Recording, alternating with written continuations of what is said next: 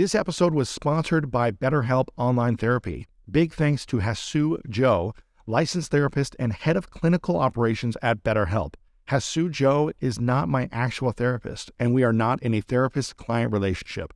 Also, just because you might hear something on the show that sounds similar to what you're experiencing, beware of self-diagnosis. You'll want to find a qualified professional to assess and explore diagnosis if that's important to you.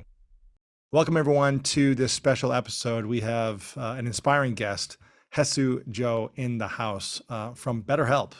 And I wanted to break down this episode to talk about different topics around mental health, emotional well-being, and really getting clear on how to optimize your whole body, connecting your thoughts, your emotions, and your body, and integrating your life with authentic alignment. When we are out of alignment with our thoughts and our emotions, and we store memories from the past that hold trauma inside of us, it holds us back. It makes us feel more fearful. It makes us doubt ourselves. It makes us feel overwhelmed or stressed or anxious in times where maybe we don't need to feel those things.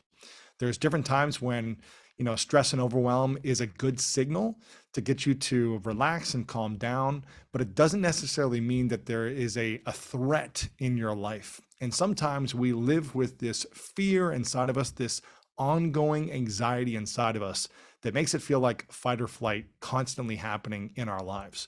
And that doesn't allow us to get into a relaxed state of being, a beautiful state of being that allows for creativity, abundance, flow, prosperity, and the ability to feel and receive love. And I think a lot of us, including myself, have struggled with some of these things over our lifetime because we've never been taught the tools. We've never been given the training, and we haven't understood the science or the research behind how we can optimize things to flourish better in our inner world and also in our outer world. And our life is really made up of moments, of memories, and people. And when we have moments that stress us out, or we have memories that cause us to feel anxious, then typically our relationships don't go as well as we'd like them to go. And so our intention and our goal, and my intention for you, is to really reevaluate the memories that might have caused you pain or trauma or overwhelm or stress and anxiety, and allow you to reinterpret those, create new meaning behind these memories that have caused your nervous system to be stressful in the present, so that you can have more beautiful moments right now. Right now is all we have, is these moments. And start interpreting and creating more joy and freedom and love within these moments, so that the relationships we interact with, whether it be in your career, your family, your work, and your intimate relationships, they can thrive. That's what we want for everyone listening, everyone watching.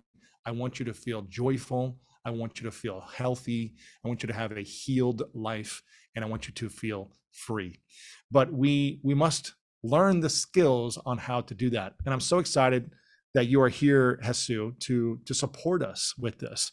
In my book, The Greatness Mindset, I really talked about going deep in the moments along my own personal journey, because I was extremely, on the outside, successful in creating results and accomplishing and working hard.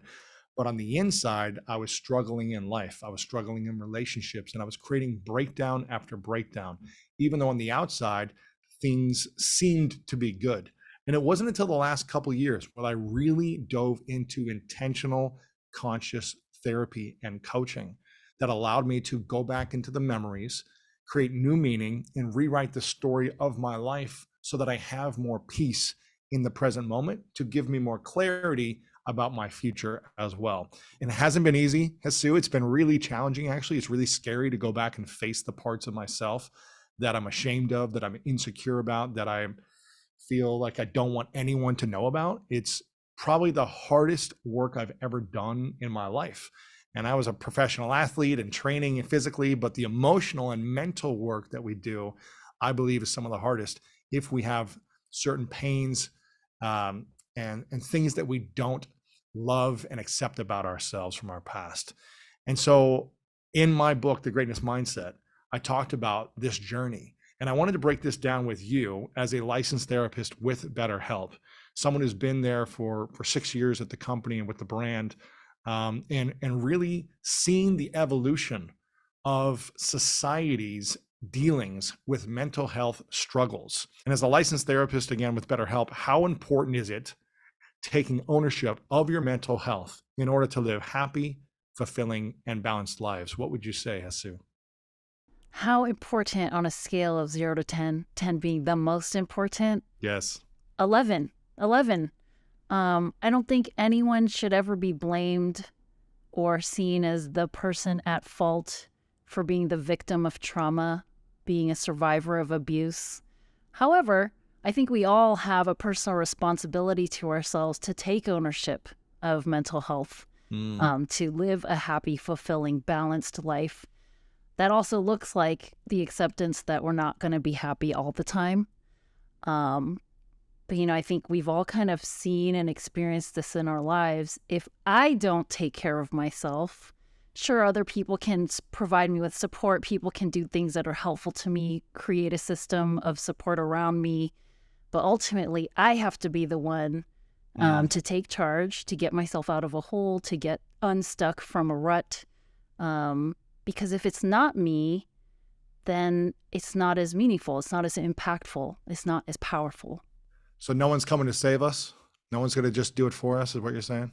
I mean, if a bunch of people are coming to save us, but we don't even want to be saved, everyone's going to have a hard time there. Ooh, yeah. And I also think that we've got to own these things. We can't, there's so many people that I've tried to help, people close to my life, friends, family that I see struggling.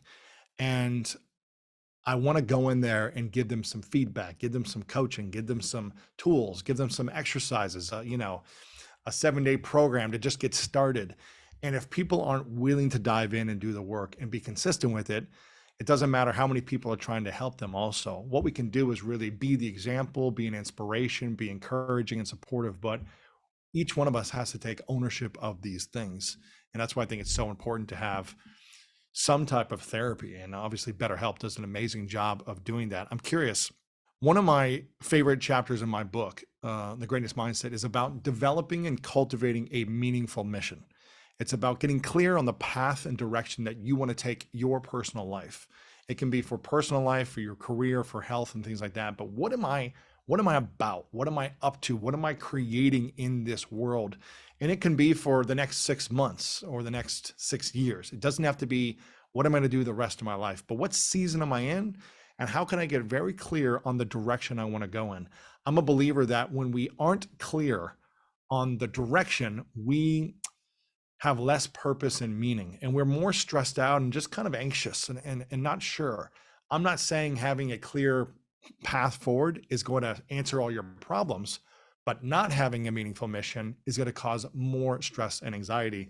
I'm curious, how can BetterHelp Online Therapy help listeners and viewers really clarify the purpose for their season of their life they're in right now, and really figure out how to get to the next season and the next season? What can online therapy with BetterHelp do to guide people to getting that clarity? Big question. And before I try to answer that, I do want to let folks know that BetterHelp Online Therapy is an option. But there's so many different ways to find therapy. There's so many different venues.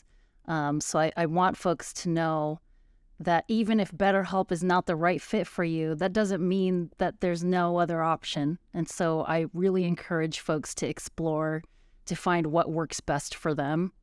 But, once you've decided that you want to seek some clarity, you want to try to define some kind of purpose in your life, I think the ways that therapy can help with this is to help you start uncovering, unpacking, processing, exploring a lot of stuff that many of us have pushed away. We've done these things like repress memories or create things that some folks will call defense mechanisms to protect our feelings, to protect ourselves from very painful things of the past. We become avoidant of things that might be triggering to us. In a therapy journey, you kind of already alluded to a lot of this. It's about finding alignment. It's about finding authenticity so that the outward presentation of who you are, how you walk through this world and connect with other people, it matches your insides. That's where a lot of dissonance comes for us, is that our insides are not matching what we're doing outside in everyday life. So in therapy, we're aiming to integrate these things so we feel good about what we're putting out there into the universe. So again, if you're looking for a clearer direction in your life, if you're looking for some healing, if you're looking for just more joy and freedom and peace of mind, then I encourage you to go to betterhelp.com/Lewis. Again, you get 10% off the first month when you do that, so you can try it for a month and explore it, check it out. You can find a therapist and you can switch, I believe, at any time. So if you're feeling like, maybe this isn't working for me, let me try someone different, you can do that as well over at BetterHelp. They've got, again, online support. So if you have any questions, you can ask them questions right on the website. Again, betterhelp.com/Lewis. Therapy is not necessarily about fixing something that is broken. Instead, I like to think of it as an opportunity to learn about our strengths, an opportunity to challenge ourselves to grow, a way to learn and embrace and be grateful for what we have, all with the goal of reaching our full potential and feeling our best. So I think it's really about reframing what therapy is, who goes to therapy, what it's for,